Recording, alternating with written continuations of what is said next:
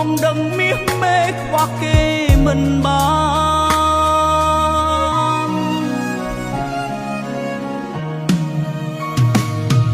ដឹងថាអូនអងចិត្តហើយអូនមិនអាចបកក្រោយឡើយថ្លៃព្រោះអូនមានអ្នកថ្មីតាំងពីពេលណាបងដឹងយូរហើយហេតុអ្វីអូនប្រែជាសាវ៉ាបងមិនដែលគិតថាអូនធ្វើបែបនឹងដឹងថាអូនអងចិត្តហើយឃើញត្រានត្រោយចាប់ដើមផ្លែកអូនផ្លែកគង់ពីធម្មតាអ្នកក្រោយដែលអូនស្រឡាញ់តើគេល្អជាងមកប៉ុណ្ណាទើបដាច់ចិត្តចោលសង្សារទៅយកអ្នកថ្មី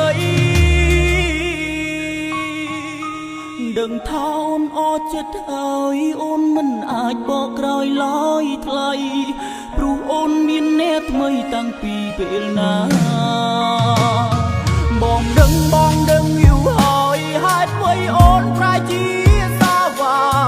បងមិនដែលគិតថាអូនធ្វើបែបនឹងដឹងថាអូនអស់ចិត្តហើយឃើញត្រានត្រោយចាប់ដើមផ្លែកអូនផ្លែកគង់ពីធម្មតា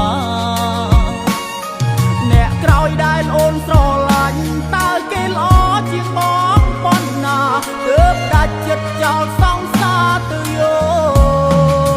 កអ្នកមី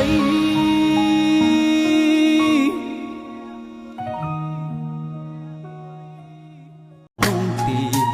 ព្រោះបងដឹងមាសមេខ្វះគេមិនបាន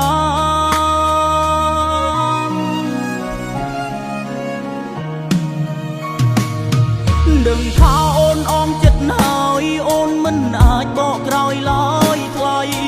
ព្រោះអូនមានអ្នកថ្មីតាំងពីពេលណាបងដឹងយូរហើយហេតុអ្វីអូនប្រែជាសាវ៉ាបងមិនដែលគិតថាអូនធ្វើបែបនឹងដឹងថាអូនអងចិត្តហើយឃើញត្រានត្រោយចាប់ដើមផ្លែកអូនផ្លែកគង់ពីធម្មតាអ្នកក្រោយដែលអូនស្រឡាញ់តើគេល្អជាងមកប៉ុណ្ណាទើបដាច់ចិត្តចោលសង្សារទៅយកអ្នកថ្មីដឹងថាអូនអស់ចិត្តហើយអូនមិនអាចបកក្រោយឡើយថ្លៃព្រោះអូនមានអ្នកថ្មីតាំងពីពេលណាបងដឹងយូរហើយហេតុអ្វីអូនប្រែជា